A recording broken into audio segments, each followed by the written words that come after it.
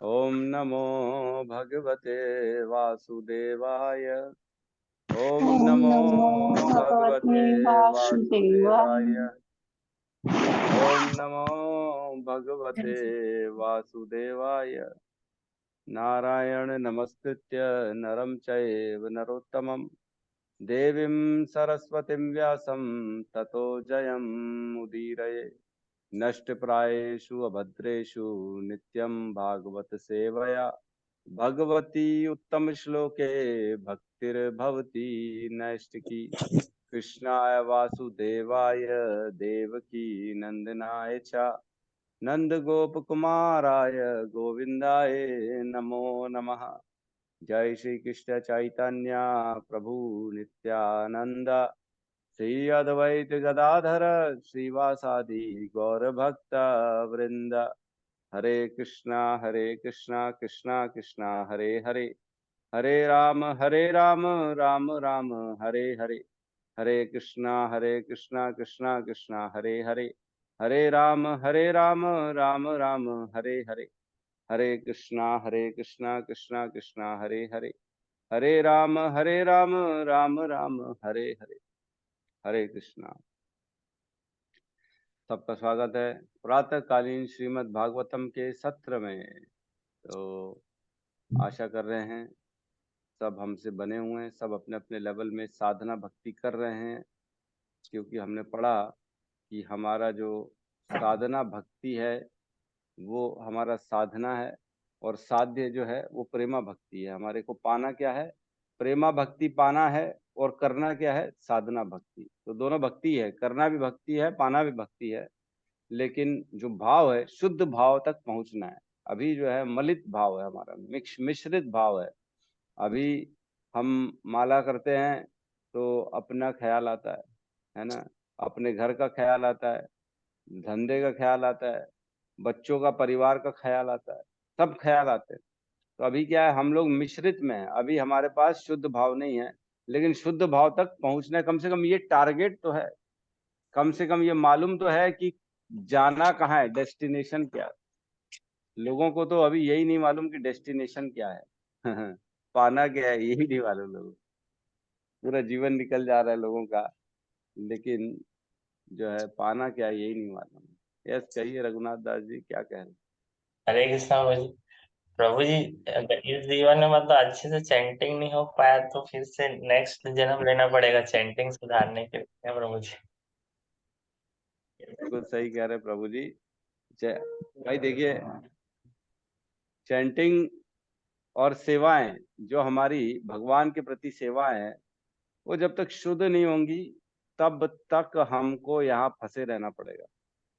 बिल्कुल सही है, फंसे रहना पड़ेगा इस संसार में, है ना?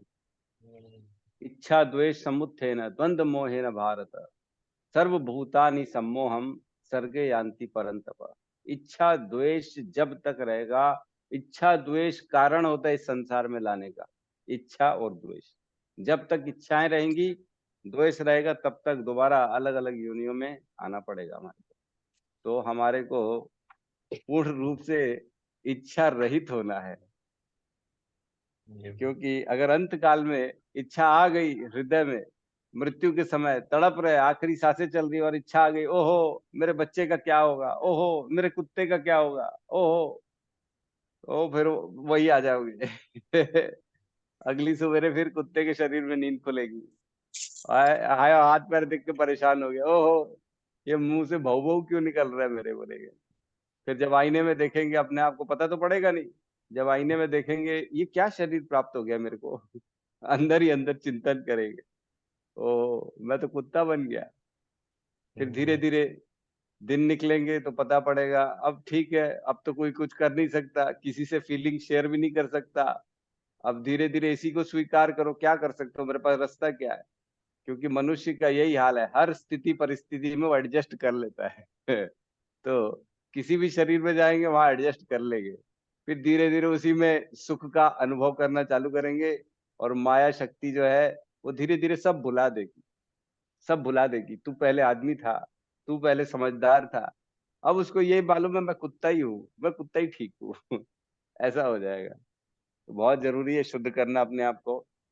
हमारे को टारगेट ये होना चाहिए कम से कम। देखो मैं ये नहीं बोल रहा कि एट प्रेजेंट आज के आज शुद्ध हो जाओ, नहीं ऐसा नहीं है, पॉसिबल नहीं है। मैं खुद शुद्ध नहीं हूँ और भी बहुत लोग शुद्ध नहीं है, लेकिन कम से कम को हमको मालूम होना चाहिए कि जाना कहाँ है, हमारे विचार कैसे रखने हैं हमारे को शुद्ध प्रेमा भक्ति चाहिए, कम से कम ये मालूम होना चाहिए।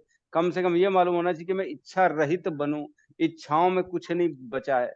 इच्छा जितनी मिलेगी पूर्ति होगी, फिर नई इच्छा उत्पन्न हो जाएगी मन के द्वारा। तो ये मन बड़ा चंचल है, मन के बहकावे में ना आए, मन को कंट्रोल करें, मन को दबाएं, मन को दो जूते मारें और अपने मन से इच्छाओं को बाहर करें। इच्छा कौन सी करें? जैसे व्यास देव दौड़ पड़े थे अपने पुत्र सुखदेव गोस्वामी के लिए, जंगल में जैसे ही पैदा हुए दौड़ पड़े। क्यों? वो वो इच्छा थी कि मैं शुद्ध भक्त का संग करूं, मैं ऐसे भक्त का संग करूं जो जिनकी वाणी से भगवत प्रेम मिल जाता है, जिसके बोलने मात्र से हमारे हृदय में भगवान के लिए प्रेम उत्पन्न हो जाए, मैं ऐसे आदमी का संग करूं।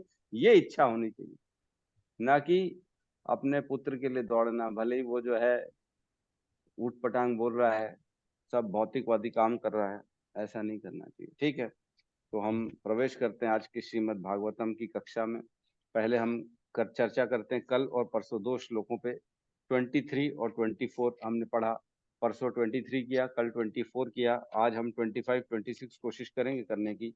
बहुत इंपॉर्टेंट थे कल परसों के श्लोक 23 और 24। 23 में हमने पढ़ा था दिव्य भगवान प्रकृति के तीन गुणों सत्व रज तथा तम से अप्रत्यक्ष रूप से संबंधित हैं, है ना। इनडायरेक्टली भगवान कृष्ण इन तीनों गुणों से संबंधित हैं, इनडायरेक्टली ना, अप्रत्यक्ष मतलब डायरेक्ट नहीं है, इनडायरेक्टली हैं। और वे भौतिक जगत की उत्पत्ति पालन तथा संहार के लिए ब्रह्मा विष्णु तथा शिव इन तीन गुणात्मक रूपों को ग्रहण करते हैं। इस प्रकृति की उत्पत्ति के लिए वो ब्रह्मा जी, पालन के लिए विष्णु जी और संहार के लिए शिव जी, इन तीनों गुणों को स्वीकार करते हैं प्रकृति को पालन संहार और उसके लिए उत्पत्ति के लिए, है ना। तो ये भगवान करते हैं कौन? एक ही है प्रभु, है ना। एक इहस्य धात्ते, एक प्रभु, वो इन तीनों को स्वीकार करते, वो खुद इनडायरेक्टली कनेक्टेड है, डायरेक्टली इनके स्पर्श में नहीं आते हैं। और कह रहे हैं इन तीनों रूपों में से सत्व गुण के स्वरूप श्री विष्णु से सभी मनुष्य परम लाभ प्राप्त कर सकते हैं। तो सतोगुणी व्यक्ति जो है वो भक्ति कर सकता है, क्योंकि सत्व जो है ना वो सत्वात संजायते ज्ञाना, है ना। सतोगुण में रहने से ज्ञान प्राप्त होता है। और रजसो मोह एव च, रजोगुण में रहने से मोह उत्पन्न होता है। तमसो प्रमाद लोभो प्रमादो तमसो भवति अज्ञान एव च, मतलब जो है तमोगुण में रहने से मोह उत्पन्न होगा और प्रमाद होगा, अज्ञान उत्पन्न होगा। तो कौन कौन से गुण से क्या क्या? सतोगुण से ज्ञान होगा, रजोगुण से लोभ आएगा, तमोगुण से अज्ञान प्रमाद और मोह उत्पन्न होगा। तो सतोगुण से जब ज्ञान उत्पन्न होता है, इसीलिए यहाँ कह रहे हैं कि सतोगुणी जो है विष्णु, उनकी उपासना से परम लाभ प्राप्त हो सकता है, लेकिन रजोगुण और तमोगुणी की उपासना से कोई परम लाभ प्राप्त नहीं हो सकता, वो क्षणिक लाभ प्राप्त हो सकता है। तो इन्हीं के बारे में अब चर्चा चल रही है हमारे। 24 नंबर श्लोक में बताए हैं सूत गोस्वामी बताते हैं, अग्नि की लकड़ियां पृथ्वी का रूपांतर हैं, लेकिन काष्ठ से उत्तम धुआं है। अग्नि उससे भी उत्तम है, क्योंकि अग्नि से वैदिक यज्ञों से हमें श्रेष्ठ ज्ञान के लाभ प्राप्त हो सकते हैं। इसी प्रकार रजोगुण तमोगुण से उत्तम है, लेकिन सतोगुण सर्वश्रेष्ठ है, क्योंकि सत्व गुण से मनुष्य परम सत्य का साक्षात्कार कर सकता है। तो तीनों गुणों में बेटर कौन सा है? सतोगुण है, वो बता रहे हैं। उसका बहुत अच्छी एग्जांपल दे रहे हैं कि सब उत्पन्न पृथ्वी से हो रहा है। लकड़ी भी, लकड़ी जो है वो पृथ्वी से उत्पन्न होती है। जैसे पेड़ को हम बीज को पृथ्वी में डालेंगे तब उसमें से धीरे से पौधा निकलेगा, आगे चल के पेड़ बनेगा। तो लकड़ी जो बनी कहाँ से बनी? इनडायरेक्टली पृथ्वी से बनी, इनडायरेक्टली। हर चीज पृथ्वी से जुड़ी हुई है, उसी प्रकार हर चीज भगवान कृष्ण से जुड़ा हुआ है।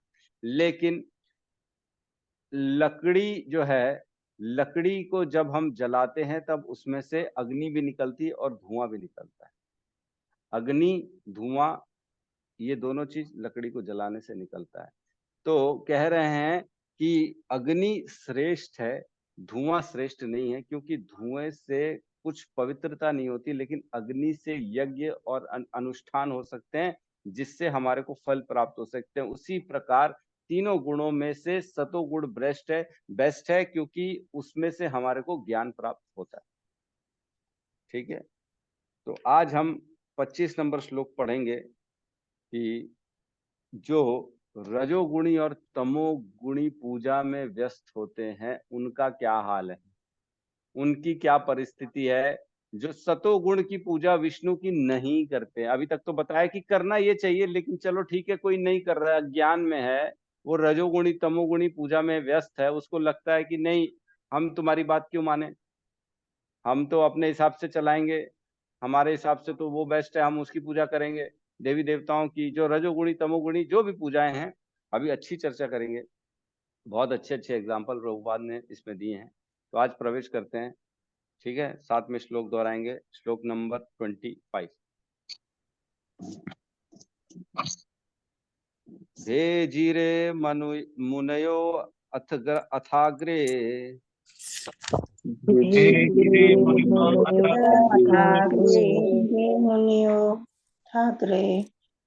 भगवन्तम् अधोक्षजम् भगवन्तम् अधोक्षजम् तत्त्वं विशुद्धं क्षेमाय सत्त्वं विशुद्धं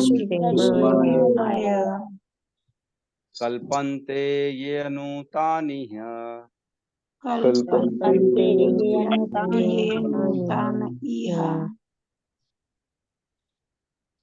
करेंगे। भेजिरे मुनयः अथाग्रे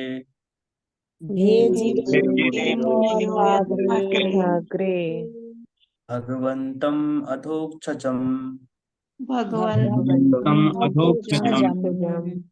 सत्त्वं विशुद्धं क्षेमाय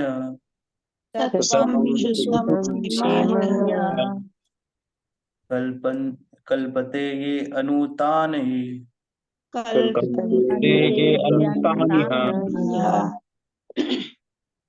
भेजिरे मुनायो अथाग्रे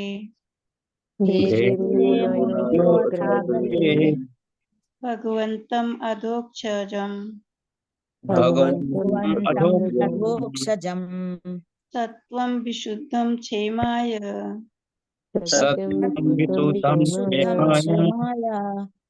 कल्पन्ते यनूतन इह।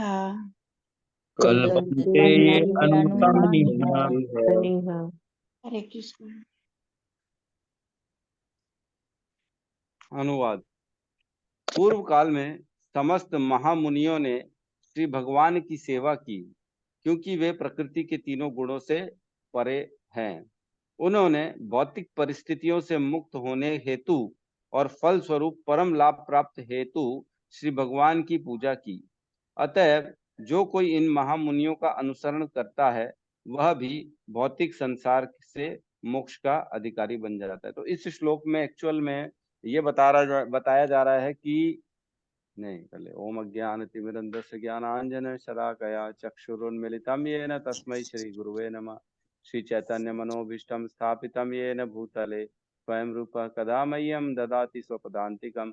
वन्देऽहं श्रीगुरु श्रीयुतपदकमलं श्रीगुरून् वैष्णवांश्च श्रीरूपं साग्रजातं सहगण रघुनाथान्वितं तं सजीवं साद्वैतं सावधूतं परिजन सहितं कृष्ण चैतन्य देवं श्री राधा कृष्ण पादान सहगण ललिता श्री विशाखान्वितांश्च। हे कृष्ण करुणा सिंधु दीन बंधु जगतपते गोपेश गोपिका कांता राधा कांत नमस्तुते। तप्त कांचन गौरांगी राधे वृंदावनेश्वरी वृषभानुसुते देवी प्रणमामि हरि प्रिये। वाञ्छाकल्पतरुभ्यश्च कृपा सिन्धुभ्य एव च पतितानां पावनेभ्यो वैष्णवेभ्यो नमो नमः। नमो विष्णुपादाय कृष्णपृष्ठाय भूतले श्रीमते भक्तिवेदांत स्वामीति नामिने। नमस्ते सरस्वते देवे गौरवाणी प्रचारिणे निर्विशेष शून्यवादी पाश्चात्य देशतारिणे। जय श्री कृष्ण चैतन्य प्रभु नित्यानंद, श्री अद्वैत गदाधर श्रीवासादि गौर भक्त वृंद। हरे कृष्णा कृष्णा कृष्णा हरे हरे, हरे राम राम राम हरे हरे। हरे कृष्णा। तो ये श्लोक में बताया जा रहा है कि किसी को जरूरत नहीं है खुद से इतना बड़ा ज्ञान प्राप्त करने की। जिसको कंफ्यूजन है, डाउट है, वो जरूरी नहीं है कि इसके तह तक जाए कि सतोगुणी विष्णु है, रजोगुणी शिव है, रजोगुणी ब्रह्मा जी हैं और तमोगुणी शिव जी, मतलब है नहीं। वो गुण को स्वीकार करते हैं। मेरी बातों को मतलब अदरवाइज नहीं लेना है कि प्रभु जी आप तो बोले थे ब्रह्मा जी रजोगुणी है, ऐसा नहीं। वो उस गुण को स्वीकार करते हैं और उस गुण के द्वारा लोगों का उत्थान करते हैं, ताकि लोगों जो तमोगुण में है, रजोगुण में, वो सतोगुण तक पहुंच सके। ये उनका कार्य होता है। ठीक है। तो यहाँ पे कह रहे हैं कि जरूरी नहीं है आप पढ़ें, फॉलो कर रहे हो। अगर कोई एक सिद्धांतवादी आपको मिल जाए जिसने आपको ज्ञान दिया और आपने उसको अगर आंख मूंद के फॉलो कर दिया, तो आपका भी उद्धार हो जाएगा, है ना। तो यहाँ कह रही हैं भेजी रे मुनेह अथ अग्रे। महामुनि जो भेजी रे मीन्स सेवा करना, मुने है मीन्स मुनियों की। महामुनि जो होते हैं जिन्होंने भगवान के भक्ति का जो है पथ जो कर रहे हैं, फॉलो कर रहे हैं, उनकी सेवा करना, है ना। अतः इस प्रकार अग्रे, पूर्व काल में, पहले भी करते थे। जो पहले से महामुनि जो हैं पुराने, मतलब ऐसा नहीं कि आज से है भक्ति, ये भक्ति बहुत बहुत कालों से भक्ति है ना। तो अगर कोई बोले कि कृष्ण की भक्ति अभी 5000 साल पहले चालू हुई, तो ऐसा नहीं है। बहुत सालों से, अनंत काल से भगवान की भक्ति चल रही है। तो वही बता रहे हैं कि महामुनि लोग जो भगवान अधोक्षजम, है ना, इनकी जो आज नहीं अनंत काल से सेवा कर रहे हैं, उनके द्वारा सत्वम विशुद्धम क्षेमाय, मतलब भगवान कैसे हैं, वो सत्वम है और विशुद्धम है, वो तीनों गुणों के परे हैं और वो सच्चित आनंद है। ऐसे भगवान की क्षेमाय मीन्स ऐसे भगवान की सेवा करके उनका जो है, क्षेमाय मीन्स परम लाभ प्राप्त किया उन्होंने, मतलब परम सिद्धि प्राप्त की है, अपना अंतःकरण को शुद्ध किया है, स्वरूप सिद्धि प्राप्त कर ली है उन्होंने, परमात्मा को प्राप्त कर लिया। ऐसे मुनियों की बात चल रही है। वो क्या कह रहे हैं, कल्पन्ते ऐसे ये अनुतान इह, और जो सेम ऐसा ऐसा अनुसरण करता है उसको भी यही लाभ प्राप्त होता है ना। जिन्होंने फॉलो किया तो उसको भी क्षेमाय मीन्स वो भी स्वरूप सिद्ध हो जाएगा, उनका भी अंतःकरण शुद्ध हो जाएगा, उनको भी परम लाभ प्राप्त हो जाएगा, वो भी अंदर से ब्रह्मभूत प्रसन्न आत्मा बन जाएंगे, है ना। ऐसा बता रहे हैं यहाँ पे कि केवल ऐसे लोगों को फॉलो करने से हमारा जो है ना, हम भी उन्हीं के जैसा फल प्राप्त कर लेते हैं जैसे उन्होंने फल प्राप्त किया है अपने उस क्रिया के द्वारा। लोग उंगली उठाते रहते हैं, अरे ऐसा ठीक नहीं है, ये ठीक नहीं है, आप लोगों में तो ये गलत है, वो गलत है। तो ऐसे करते रहने से हम इतने कैपेबल तो हैं नहीं कि शास्त्रों का निचोड़ निकाल लें कि शास्त्र में क्या कहा गया है, चारों वेदों को पढ़ लें, सारे पुराणों को पढ़ लें, उसके बाद अपनी टीकाएं दे दे कि नहीं असल में यहाँ ये लिखा है वहां लिखा है। इतना तो हमारे में कैपेसिटी नहीं, कलयुग के जीव हैं। तो बेहतर ये है कि हमारे जो गुरु हैं जो वो कह रहे हैं आंख मूंद के उसको फॉलो करें, बस तो उद्धार हो जाएगा हमारा, है ना। क्योंकि हमारे शील प्रभुपाद जो है वो स्वयं विभूति है। वो इतना इतनी शक्ति देखो एक व्यक्ति में। प्रभुपाद भी कैसे गए फॉरेन, अमेरिका गए, क्योंकि उनको अपने गुरु पे बड़ा भरोसा था, श्रद्धा थी, मेरे गुरु ने बोला है तो मैं करूंगा। वैसे ही हमको भी प्रभुपाद पे पूर्ण रूप से श्रद्धा और विश्वास होना चाहिए कि जो प्रभुपाद ने बोला है मेरे को वो करना है, बस वो करने मात्र से मेरी भगवत प्राप्ति आसानी से हो जाएगी। ये हमें विश्वास करना चाहिए, है ना। तो ये श्लोक एक्चुअल में आंख बंद कर हमें प्रेरणा देता है कि हम अपने गुरुओं को फॉलो करें। और ऐसा ही सेम टू सेम एक श्लोक हमने भगवत गीता के 13वें अध्याय के 26वें श्लोक में पढ़ा था, है ना। उसमें कहते हैं ऐसे भी लोग हैं जो यद्यपि आध्यात्मिक ज्ञान से अवगत नहीं होने पर अन्यों से परम पुरुष के विषय में सुनकर उनकी पूजा करने लगते हैं। ये लोग भी प्रामाणिक पुरुषों से श्रवण करने की मनोवृत्ति होने के कारण जन्म तथा मृत्यु के पथ को पार कर जाते। हमने इसमें बहुत अच्छे से चर्चा करी थी कि मात्र सही गुरु, सच्चा गुरु, प्रामाणिक गुरु, परंपरा में आने वाला गुरु को अगर फॉलो कर लें तो हमारा भी उद्धार हो जाएगा, है ना। ऐसा नहीं है कि कोई भी गुरु भगवत प्राप्ति करा देगा।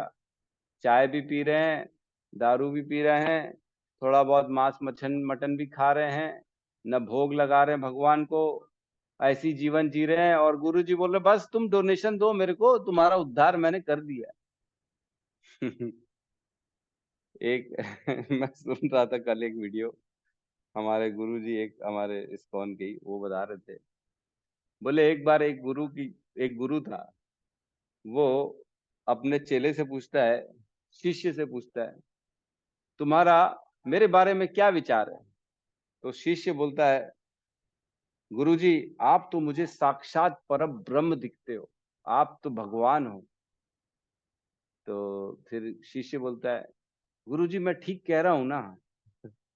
तो गुरुजी बोलता है तुम्हारा रियलाइजेशन एकदम सच है, तुम तो झूठे हो ही नहीं सकते। मतलब खुद ही आपस में एक दूसरे को बोल रहा है भगवान है, वो दूसरे को बोल रहा है हाँ तू सही बोल रहा है एकदम। तो ऐसा गुरु नहीं होना चाहिए जो अपने आप को भगवान माने और अपने शिष्यों से ऐसी सेवा कराए कि मैं भगवान। बिल्कुल नहीं होना चाहिए। कहने का मतलब ये है हमको हमारी स्वाभाविक स्थिति मालूम होनी चाहिए कि मैं कौन हूँ, मैं कृष्ण का दास हूँ, है ना। जीवेरे स्वरूप है कृष्णेर नित्य दास, हम कृष्ण के नित्य दास है, ये मालूम होना चाहिए। हमारी आइडेंटिटी हमको मालूम होना चाहिए। मिस आइडेंटिटी के कारण ही तो सारे काम हो रहे हैं। आदमी को मालूम नहीं अपनी आइडेंटिटी, वो कभी सोचता है मैं घर का मालिक हूँ, कभी सोचता है कि मैं पति हूँ, कभी सोचता है मैं माँ हूँ, और जिस दिन उसके बच्चे चले जाते हैं, जब घर परिवार चला जाता है तो डिप्रेशन में चले जाता है। क्यों? क्योंकि आइडेंटिटी खत्म हो गई। वो वाली आइडेंटिटी आज है ही नहीं। आज आप मालिक नहीं हो, कंट्रोलर नहीं हो, तो कल परेशान होना चालू हो जाते हो, अरे मेरी कहाँ गई कंट्रोलरशिप, मैं तो ये करता था, मेरी बात सब सुनते थे, मेरे को सब फॉलो करते थे। अरे वो तो टेम्पररी था ना। असली मूल आइडेंटिटी क्या है? मैं कृष्ण का दास हूं, और कृष्ण जैसी परिस्थितियां रखेंगे मेरे को उसके अनुकूल चलना पड़ेगा।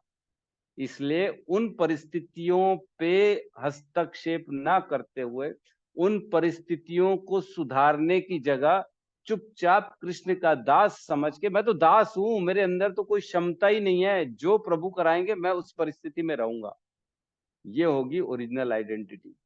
और अगर हम मिस आइडेंटिटी करेंगे अपनी कि मैं कंट्रोलर हूं, मैं चेंज कर सकता हूं, तो डिप्रेशन में चले जाएंगे और दुखों में चले जाएंगे। श्रीमद् भागवतम परम सुख प्रदान करता है, परम सुख। हमने पढ़ा था जो है ना, जो संताप, जो 3 तरह के ताप होते हैं ना, उनको हटाने वाला हमने पहले अध्याय में, पहले कैंटो में पढ़ा था, जिसमें हमने पढ़ा था कि मात्र अगर कोई पेट का दर्द हटा दे तो लोग लाइन लगा लेते हैं, लेकिन यहाँ पे तो लिखा है त्रय तन सारे ताप हरने वाला ये, है ना। कहने का मतलब है कि हमें जो है ना यहाँ महामुनियों को, शिक्षा गुरु और दीक्षा गुरु दोनों को फॉलो करना है। और हमारे इस्कॉन में जो शिक्षा गुरु होते हैं और दीक्षा गुरु, वो दोनों को एक प्रकाश विग्रह माना जाता है। प्रकाश विग्रह मीन्स वह विग्रह तो समझते हैं, प्रकाशित करता है जो हमारे अंतःकरण को ज्ञान से। शिक्षा गुरु, दीक्षा गुरु दोनों हमारे जीवन से अंधकार, अज्ञान के अंधकार को दूर करते हैं और ज्ञान का प्रकाश लाते हैं, इसलिए उनको प्रकाश विग्रह कहा जाता है। तो ये बहुत जरूरी है कि हम अपने जीवन में अपने गुरुओं का कभी भी आश्रय ना छोड़ें। ऐसा काल परिस्थिति नहीं आनी चाहिए कि हमें ये लगे अब तो मैं ज्ञानी हो गया हूं, अब तो मेरे को सब आ गया है, अब तो मैंने पूरी भगवत गीता पढ़ ली है, भागवतम पढ़ लिया है, अब क्या जरूरत है इनकी, अब तो सब जानते हैं, ये जितना जानते हैं हम भी उतना जानते हैं। ऐसा सोचना हमें तुरंत नीचे गिरा देगा। मतलब सब साइंस है ना, ये सब साइंस में चल रहा है, हम पता भी नहीं पड़, हम देख भी नहीं पा रहे हैं, लेकिन सब कुछ हमारे सामने ही हो रहा है। जैसे कर्म का बंधन हम देख नहीं पाते हैं, मोह प्रेम देख नहीं पाते हैं, भक्ति नहीं देख पाते हैं, भगवान को भोग लगाते किस प्रकार भगवान भोग से पाप निकाल लेते हैं हमको पता ही नहीं पड़ता, देख नहीं पाते हैं। वैसे ही ये सब साइंस है कि कैसे हमारा पतन हो जाएगा हमको पता ही नहीं पड़ेगा। गुरु का आश्रय छूटा मतलब पतन प्रारंभ हो गया। तो जीवन में कभी भी जो है गुरु का आश्रय नहीं छोड़ना है। ठीक है, तो हमने पढ़ा है, हमने ये एक्चुअल में हम जो भक्ति कर रहे हैं ये अपने आप का उद्धार करने के लिए कर रहे हैं। तो इसमें अब और मैं ज्यादा चर्चा नहीं करूंगा इस श्लोक में, हम अगले श्लोक में प्रवेश करते हैं। इसमें जो है ना 12 महाजनों के बारे में बताया गया है कि 12 महाजन हैं जिन्होंने जो सिर्फ धर्म के बारे में जानते हैं। वो श्लोक है 6.3.20, उसमें कहा गया है ब्रह्मा, श्री नारद मुनि, शिव, 4 कुमार, भगवान श्री कपिल देव, स्वयंभू मनु, प्रहलाद महाराज, जनक महाराज, भीष्म पितामह, बलि महाराज, श्री श्री सुखदेव गोस्वामी और मैं मीन्स कौन, यमराज। ये ही 12 लोग हैं जिनको महाजन कहा जाता है और धर्म के बारे में सिर्फ यही जानते हैं और कोई नहीं जानता। बाकी सब लोग मुह्यते यत सूर्या, है ना, तेने ब्रह्म हृदय आदि कवये मुह्यंत यत सूर्या। बाकी सारे जो है देवता लोग मोहित रहते हैं कि धर्म के बारे में जानते ही नहीं क्या है धर्म। ये 12 लोग जानते हैं। तो ये 12 जो कहते हैं उनको फॉलो करना है। तो हम क्या इन 12 की फॉलो करेंगे? यस, हम ब्रह्मा जी के बारे में भी चर्चा करेंगे। ब्रह्मा जी का बात आएगी दूसरे कैंटो में, जब नारद मुनि पूछते ब्रह्मा जी से के बारे में कि मेरे को सृष्टि की रचना के बारे में बताइए। नारद मुनि की तो चर्चा है ही है, चारों तरफ है। और शिव जी की भी चर्चा आएगी। शिव जी पार्वती से संवाद करते हैं, है ना। एक श्लोक आता है शिव पार्वती के संवाद का, है ना, वो पद्म पुराण का श्लोक है ना। उसमें कहते हैं आराधना नाम सर्वेशाम विष्णु आराधना नाम परम तस्मात् परतरम देवी तदिया नाम समर्चना। मीन्स जितनी भी आराधनाएं हैं, भक्ति हैं, उनमें से श्रेष्ठ है विष्णु की भक्ति, और उनकी आराधना से भी बड़ी है उनके भक्तों और उनके सेवकों की जो है सेवा, जो भगवान से संबंधित है। कौन कह रहा है? शिव जी कह रहे हैं। किसको कह रहे हैं? पार्वती को कह रहे हैं, अपनी पत्नी को कह रहे हैं। तो क्या झूठ बोलेंगे? कि आराधना नाम सर्वेशाम, आराधना नाम विष्णु, आराधना विष्णु आराधना नाम पर, कि सबसे श्रेष्ठ है विष्णु की आराधना। कौन कह रहा है? शिव जी। समझना चाहिए, सोचना चाहिए हमारे को। और लोग पढ़ते हैं नहीं, कुछ पढ़ते नहीं है और बोलते हैं अरे नहीं नहीं हमको मालूम नहीं, आपको ये नहीं मालूम। और आगे कौन है? 4 कुमार, 4 कुमारों का भी वर्णन है आगे इसी भागवतम में। भगवान कपिल देव और देवहूति संवाद भी है तीसरे कैंटो में, हम अच्छे से पढ़ेंगे। स्वयंभू मनु, उनकी भी चर्चा है। प्रहलाद महाराज 7वें कैंटो में पूरा का पूरा उनकी चर्चा है। जनक महाराज की भी चर्चा है। भीष्म पितामह, उनकी भी चर्चा है इसमें। बलि महाराज और स्वयं सुखदेव गोस्वामी भी इसमें बताते ही हैं। वही तो, उन्होंने ही तो इसको बताया परीक्षित महाराज को। तो इस प्रकार इन 12 महाजनों ने जो जो समझाया है वो श्रीमद् भागवतम में है और हम उसको पढ़ेंगे। वही धर्म है और उन्हीं के अनुसार हमें भक्ति करनी है। ठीक है, तो अगला श्लोक को लेते हैं, 26वें नंबर श्लोक को। मुमुक्षवो घोर रूपान मुमुक्षवो मुमुक्षवो घोररूपान् हित्वा पतिनथ भूतपतिनथ नारायण कलाशांता नारायणकलाशान्ता भजन्ति हि अनसूयवः भजन्ति हि अनसूयवः मुमुक्षवो घोररूपाणां घोररूपाणां हित्वा भूतपतिनथ नारायण कलासान्ता नारायण कलाशान्ता शांत भजन्ति अनसूयवः भजन्ति अनसूयवः मुमुक्षवो घोर रूपान मुमुक्षवो घोररूपान् हित्वा भूतपतिनथ हित्वा भूतपतिनः नारायण कलासान्ता नारायण कलाशांत भजन्ति हि अनसूयवः भजन्ति अनसूयवः। अनुवाद। मोक्ष के प्रति गंभीर मनुष्य निश्चित रूप से द्वेष रहित होते हैं और सबका सम्मान करते हैं, किंतु फिर भी वे देवताओं के घोर व भयानक रूपों को अस्वीकार करके केवल भगवान विष्णु तथा उनके स्वांशों के कल्याणकारी रूपों की ही पूजा करते हैं, है ना। मुमुक्षवो घोर रूपान, तो जो मुमुक्षव है, जो मोक्ष के लिए सच्चे हृदय से सच्चे प्रयास कर रहा है, मतलब जो भगवान को चाहता है, भगवान इस जन्म मृत्यु के चक्र से छुटकारा चाहता है, मुमुक्ष मतलब मोक्ष की प्राप्ति वाला, और जो सच में मोक्ष की प्राप्ति चाहता है उसके बारे में। घोर रूपान हित्वा मीन्स जो देवताओं के घोर रूप है ना, जैसे काल भैरव है, काली माई है, चंडी है, ये सारे है ना, भैरवनाथ है, इस तरह के जो घोर रूप है ना, उसको कहते हैं जो मतलब थोड़ा डर जाएं, जिनकी कई ऐसी उपासनाएं हम जानते हैं, ऐसी सिद्धियां के लिए ना लोग कई बार रात को 12 बजे जो है क्या बोलते हैं, जहाँ पे ग्रेव यार्ड को हिंदी में क्या बोलते हैं, जो शमशान भूमि शमशान में जाके पूजा करते कई लोग, तांत्रिक वांत्रिक रहते हैं। तो अगर हमको कोई बोल दे कि चलो आज रात को जो है ना, सारी रात हमको कीर्तन करना है शमशान में, तो चलेंगे क्या? रोहिणी नंदन प्रभु आज रात को चलेंगे 12 बजे शमशान में कीर्तन करने? जाएंगे ना प्रभु जी, भक्त लोग की टोली रहेगी तो शमशान में जाएंगे अच्छा बन जाएंगे ना। हाँ जाओगे, रात को 12 बजे जाओगे? हाँ जाएंगे ना, भक्त लोग रहेंगे, आराम से जाएंगे ना। भगवान का वहां भी बेचारे जो जो जीव जाएंगे उनका उद्धार हो जाएगा, ऊपर जाएंगे नाम सुन के भगवान का।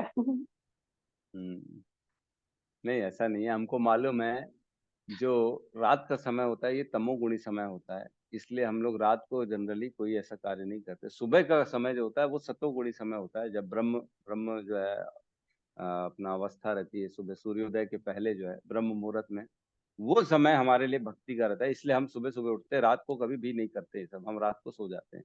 तो हम कभी भी कब्रिस्तान में जाके ये सब काम नहीं करेंगे। लेकिन कुछ लोग ऐसे हैं जिनको ये सब पसंद है, और वो नेगेटिव शक्तियां और अंधेरे में ऐसे दिया जला के तरह तरह के जो है पूजा करते हैं, अनुष्ठान करते हैं, बलि चढ़ाते हैं, जानवरों की बलि चढ़ाते हैं। ऐसे बात चल रही। घोर रूपान हित्वा, ऐसे जो घोर देवी देवता हैं उनका त्याग करता है। कौन त्याग करता है? मुमुक्षवः, जो मोक्ष के लिए प्रयासरत है, जो मुक्ति चाहता है, उसके बारे में, है ना। तो हित्वा भूत पिता पतीन, ऐसे देवता गण से दूर रहता है वो। और क्या करे? अतः नारायण कला शांता, और क्या करता है? इसी कारण से किसकी पूजा करता है वो? क्योंकि वो मोक्ष के लिए प्रयासरत है, इसलिए वो घोर रूपी देवी देवताओं को त्याग कर किसकी शरण में जाता है? नारायण की शरण में जाता है। और कला शांता, नारायण और उसके स्व अंश, जितने भी उनके अंश हैं उनके पास जाता है, और शांतः, वहां जाके शांति प्राप्त करता है। कौन? मुमुक्षवः। और क्या करता है वो? भजन्ति ही अनुसूयवः, और भगवान की वो पूजा करता है, और लेकिन वो अनुसूयवः होता है। अनुसूयवः मीन्स वो ऐसे देवी देवताओं से या उनके उपासकों से द्वेष नहीं करता है। हमने पढ़ा था भगवत गीता में, अर्जुन को भगवान कहते हैं कि क्योंकि तुम अनुसूयवः हो, मेरे से द्वेष नहीं करते हो, इसलिए मैं तुम्हारे को सारा ज्ञान दे रहा हूँ। है ना। और उसमें ये भी बताया जो द्वेष रहित है उन्हीं को ये ज्ञान देना चाहिए, जो अनुसूयव है उनको ये ज्ञान दो। मेरे ख्याल से 18वें अध्याय में हमने ये पढ़ा है, दोनों श्लोक। याद है कि नहीं है आप लोगों को? अच्छा श्लोक था, अनुसूयव, है ना। तो यहाँ पे कह रहे हैं ऐसे भी लोग हैं जो भगवान नारायण की पूजा नहीं करते हैं, घोर रूपी देवी देवताओं की घोर उपासना करते हैं, जिससे सिद्धियां, जो तंत्र वंत्र विद्या वो सब प्राप्त करते हैं। लेकिन जो मुमुक्षु हैं वो ऐसे देवी देवताओं की शरण में नहीं जाते हैं, वो तो नारायण और उनके अंशों की, स्व अंश की ही पूजा करते हैं। और वो ऐसे लोगों से और ऐसे भक्तों से और ऐसी देवी देवताओं से द्वेष भी नहीं करते हैं, है ना। बहुत इंपॉर्टेंट है। मैंने जैसे चर्चा करी थी, आज हम पढ़ेंगे कि जो तमोगुणी और रजोगुणी की पूजा करते हैं उनका क्या बता रहे, उनके बारे में चर्चा करी कि ऐसे लोग भी हैं जो देवी देवताओं की शरण में जाते हैं। तो हमने पढ़ा है भगवत गीता में 7.20 में भगवान कहते हैं कामस्ते अपरित ज्ञान प्रपद्यन्ते अन्य देवता तम तम नियमम आस्थाय प्रकृत्या नियता स्वया। मतलब ऐसे भी लोग हैं जो अपनी इच्छा पूर्ति के लिए देवी देवताओं की शरण में जाते हैं, है ना। देवी देवताओं की शरण में कौन जाता है? जो सकाम कर्मी होता है, जिनको अपनी अपनी इच्छा पूर्ति करनी है। मेरा बंगला बन जाए, गाड़ी बन जाए, मेरा बच्चा ठीक हो जाए, मेरा बच्चे कोई नौकरी लग जाए, इंजीनियर बन जाए, डॉक्टर बन जाए, ये लोग सब कौन है? ये देवी देवताओं की शरण में जाते हैं। और क्या कह रहे थे भगवान 7.22 में? कहते हैं सतया श्रद्धया युक्तः तस्य आराधनम इहते लभते च तत्कामान मयि एव विहितानि तान। मतलब ऐसी श्रद्धा से समन्वित होकर वह देवता विशेष की पूजा करने का यत्न करता है और अपनी इच्छा की पूर्ति करता है, किंतु वास्तविकता तो यह है कि ये सारे लाभ केवल मेरे द्वारा प्रदत्त है।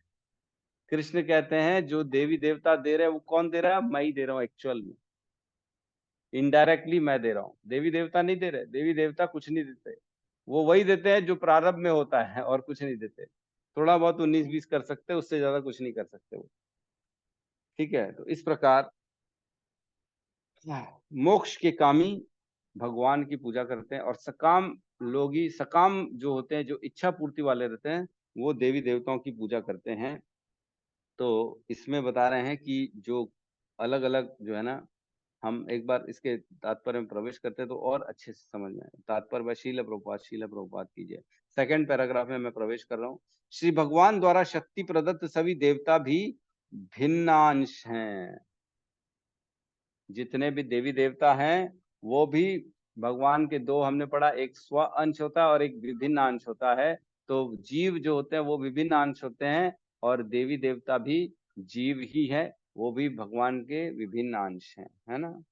वे विष्णु तत्व की कोटि में नहीं आते हैं। विष्णु तत्व वे पुरुष हैं जो श्री भगवान के आदि रूप के ही समान शक्तिमान होते हैं। मैंने कल बताया था, परसों बताया था, स्व अंश का अर्थ क्या होता है? वे रूप जो भगवान के समान शक्ति रखते हैं उनको हम स्व अंश कहते हैं भगवान के, है ना। और उनकी पूजा करनी चाहिए। वे ईश्वर तत्व होते हैं, वो भगवान होते हैं। और वे विभिन्न कालों में तथा परिस्थितियों में भिन्न भिन्न कोटि की शक्तियां प्रदर्शित करते हैं। भिन्नांश सीमित शक्ति वाले होते हैं, उनमें विष्णु तत्व की तरह असीम शक्ति नहीं होती। मतलब जितने भी जीव हैं, चाहे देवी देवता हैं, इनमें लिमिटेड शक्ति होती है। मतलब जो भी सूर्य देव, वरुण देव, चंद्र देव, इंद्र देव, ये सारे के सारे विभिन्न अंश हैं और इनकी शक्तियां भी सीमित हैं। असीमित शक्ति नहीं है किसी के पास भी, ये समझना बहुत इंपॉर्टेंट है। तो ऐसे देवी देवताओं की पूजा नहीं करनी है। आगे कहते हैं अतः विष्णु तत्व या भगवान श्री नारायण के पूर्ण अंश की गणना कभी भिन्न अंश के साथ नहीं करनी चाहिए। यदि कोई ऐसा करता है तो वह पाषंडी अर्थात पाखंडी होने का अपराध करता है। इस कलयुग में अनेक अल्पज्ञ व्यक्ति ऐसे अवैध अपराध करते हैं और दोनों कोटियों को समान बताते हैं। मतलब भगवान के जो भी स्वरूप है, भगवान के जो भी अवतार हैं, उनको जीव बताना। जैसे कृष्ण को व्यक्ति बताना, बोले राम कौन था, वो तो बेटा था दशरथ का, वो भी तो हमारे जैसा इंसान ही था, ऐसे बोलना। जो ऐसे मानते हैं वो कौन है? पाषंडी हैं। एक चैतन्य चरितामृत में श्लोक आता है, मध्य लीला 18.115। इसमें कहते हैं, जय मूड कहे जीव ईश्वर है सम, सही त पाषंडी है दंडे तारे यम। है ना? मतलब जो ये कहता है ईश्वर और जीव समान है, ईश्वर जीव है सम, समान रूप है तेई तो पाषंडी है, वो तो पाषंडी है, दंडे तारे यम, उसको यमराज जी दंड देंगे तब समझ में आएगा उसको। वो जो भी कृष्ण को, राम को, नरसिंह को, वराह को, वामन को, इन सब को सामान्य रूप से मनुष्य समझता है या जीव समझता है, तो वो बहुत बड़ा अपराध कर रहा है, उसको मालूम ही नहीं, वो बहुत बड़ा पाप कर रहा है, बहुत बड़ा जो है पाषंडी है वो, बहुत बड़ा। ऐसे लोगों को यमराज जी कभी भी नहीं छोड़ते हैं। तो जो घोर रूप है उसके बारे में अगले पैराग्राफ में बता रहे हैं। ये विभिन्न अंश अपनी अपनी भौतिक शक्तियों के अनुसार विभिन्न पदों पर आसीन हैं, है ना?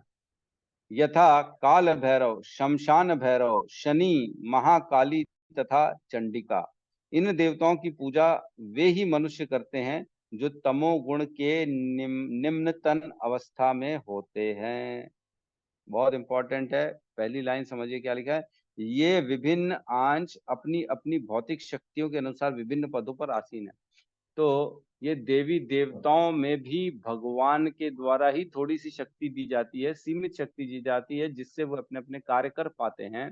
तो यहाँ पे बता रहे हैं कि जो तमोगुणी, जो काल भैरव है, चंडी है, देवी है, ये सारे जो घोर रूप के देवी देवता, ये भी भगवान के द्वारा ही शक्ति प्राप्त करते हैं। और इनको किस लिए शक्ति देते भगवान ऐसी वाली? ताकि जो लोग हैं जिनका स्वभाव है नेगेटिव, पूजा करना, गलत करना, तंत्र विद्या, किसी का अहित चाहना, उनके लिए भी भगवान ने देवी देवता बना दिए हैं कि तुम लोग भी जो है किसी की तो पूजा कर लो। तुम लोग भी कहीं तो चले जाओ, किसी की तो शरण में जाओ, इसलिए ये किया गया है। तो घोर रूप जो है ये भगवान के द्वारा ही बनाए गए हैं। क्यों? क्योंकि ऐसे लोग हैं जो घोर रूप की ही पूजा करना चाहते हैं। जिसका जैसा स्वभाव होता है वो वैसा ही काम करता है। तो जिसका स्वभाव एकदम घोर कलयुग तमोगुणी है, नेगेटिव है, तो भगवान ने उनके लिए भी देवी देवता बनाए हैं, और ताकि वो ऐसे देवी देवताओं की पूजा कर सके। क्योंकि तमोगुणी रजोगुणी सब में रेस चल रही है ना, हम पढ़े थे। जो तमोगुणी वाला व्यक्ति है, जो घोर तमोगुण में, वो क्या करे, वो किसकी पूजा करे? तो वो ऐसे लोगों की पूजा करके अपना उद्धार कर सकता है। इसलिए ये चीज बनाई गई है। समझ में आ रहा है ना? कोई प्रॉब्लम तो नहीं आ रही इसमें?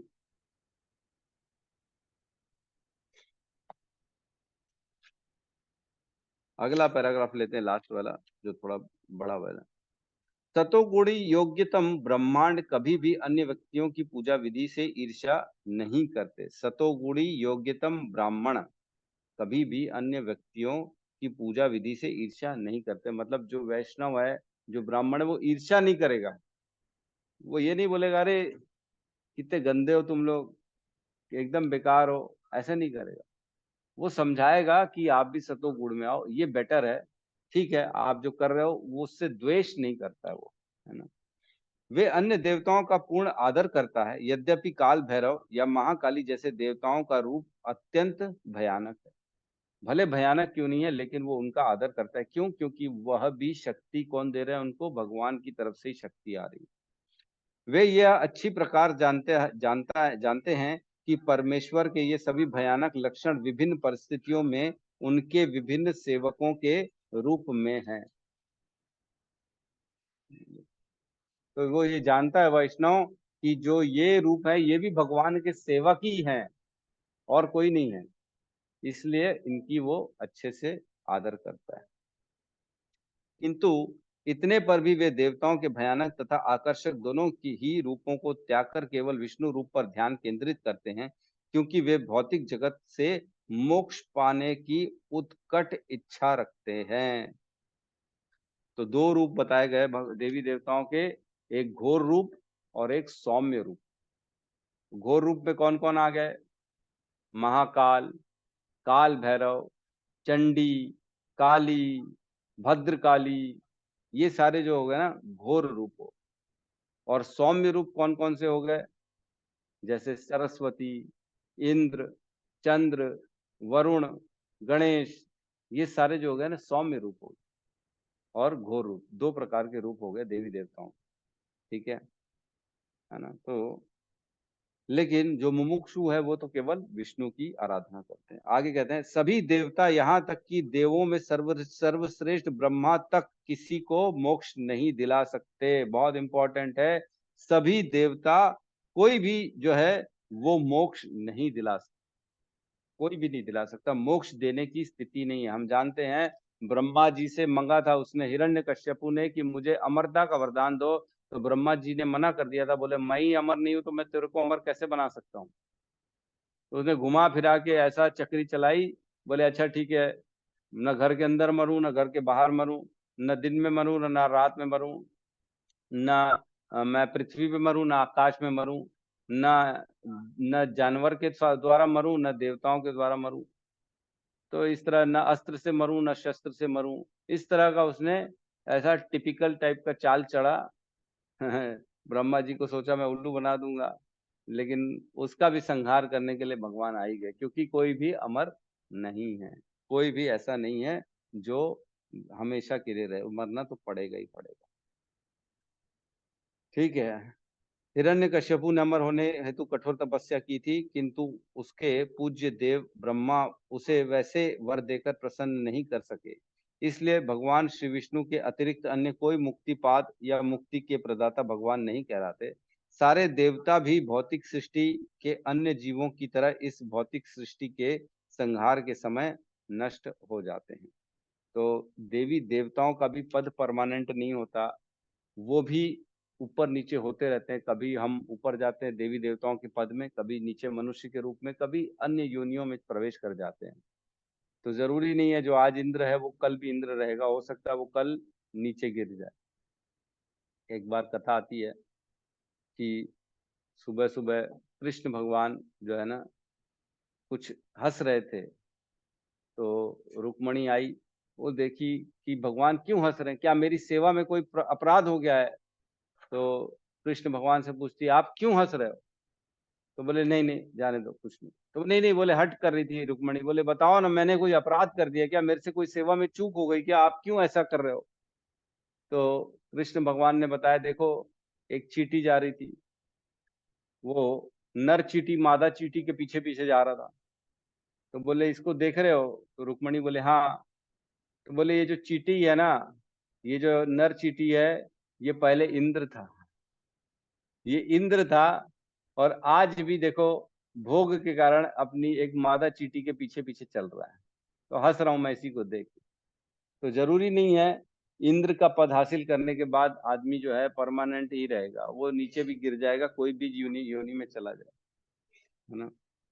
तो कहने का मतलब ये है कि हमें इस जन्म मृत्यु के चक्र से निकलने के लिए एकमात्र विष्णु की ही आराधना करनी पड़ेगी और करनी चाहिए। ठीक है, किसी का कोई प्रश्न है तो हम ले सकते हैं।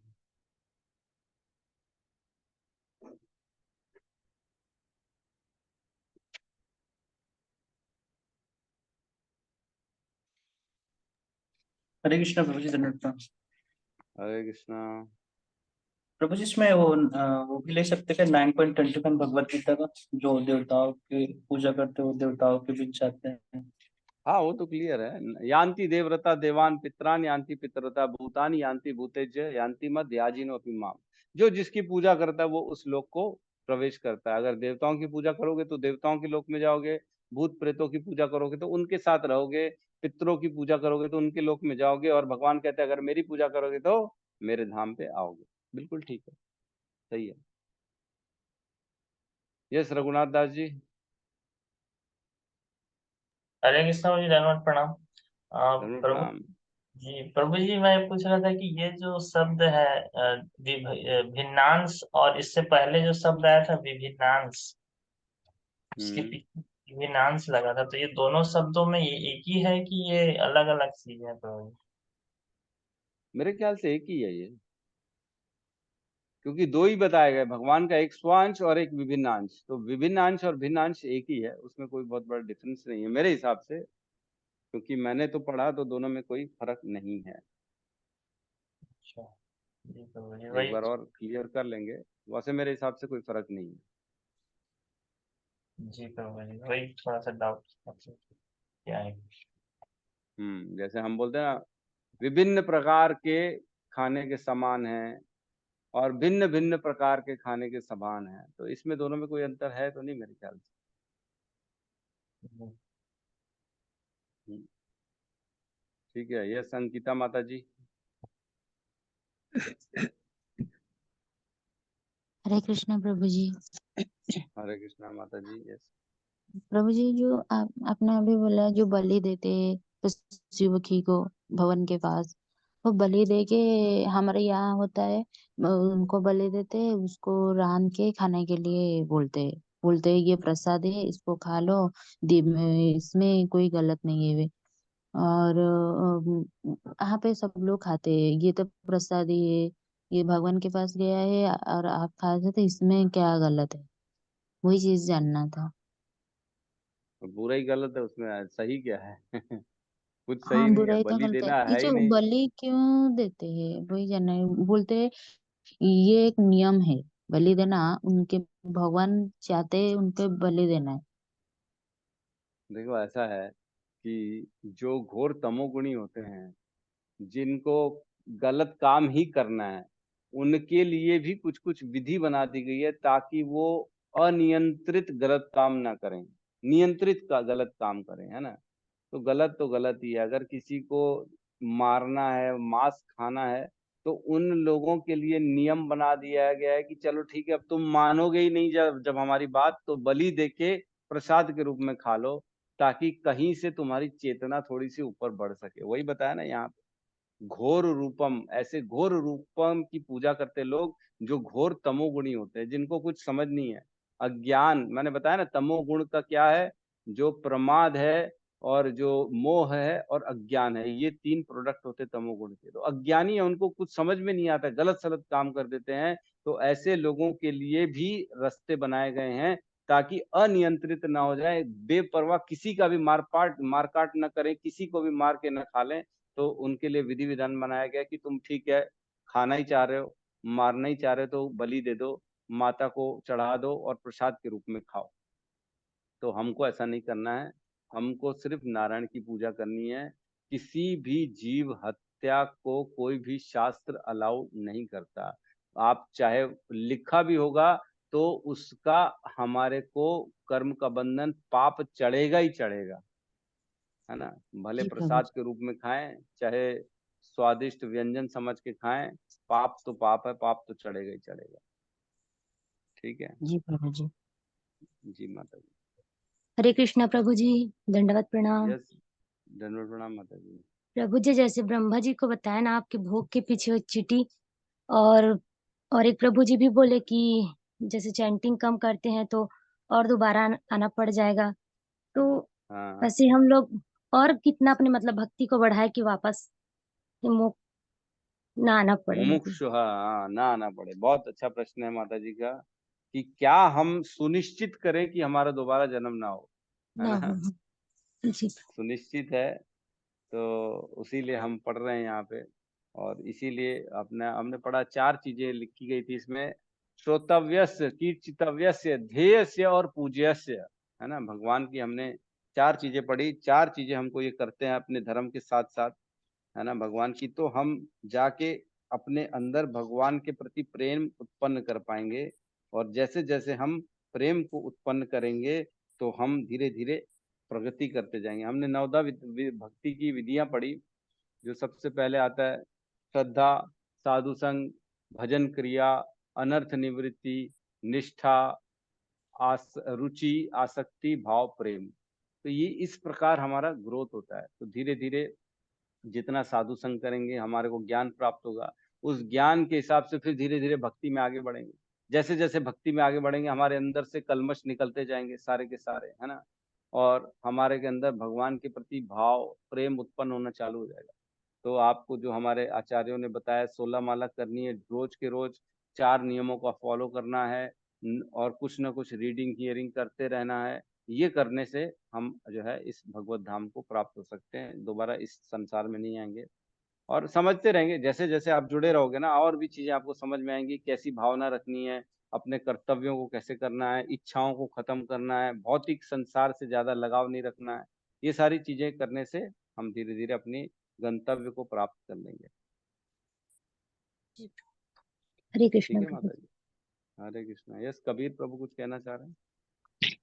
हरे कृष्ण प्रभु जी, दंडवत प्रणाम। हरे कृष्णा।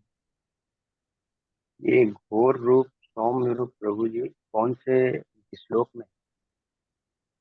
ये है ना 1 यही तो पढ़ रहे हैं 1.2.26। अच्छा जो मैंने आपको 26 बताया जी। इसमें इसमें नहीं है, वो जो मैंने बताया वो नहीं है, वो तो मैंने दूसरी जगह से निकाल के आप लोगों को वर्किंग करके बताई है। ठीक है प्रभु, जी ठीक है, तो यहाँ हम क्लास धन्यवाद। को क्लोज करते हैं। बहुत बहुत धन्यवाद। सभी मिलके हरे कृष्ण महामंत्र का जाप कर लेते हैं। हरे कृष्णा हरे कृष्णा कृष्णा हरे कृष्ण कृष्णा हरे हरे, हरे राम हरे राम राम राम हरे हरे हरे राम हरे हरे हरे। सभी समस्त भक्त वृंद भक्त की वृंद जय। की जय। जय जगत गुरु सद्गुरु श्री प्रभुपाद प्रभुपाद की की जय। जय।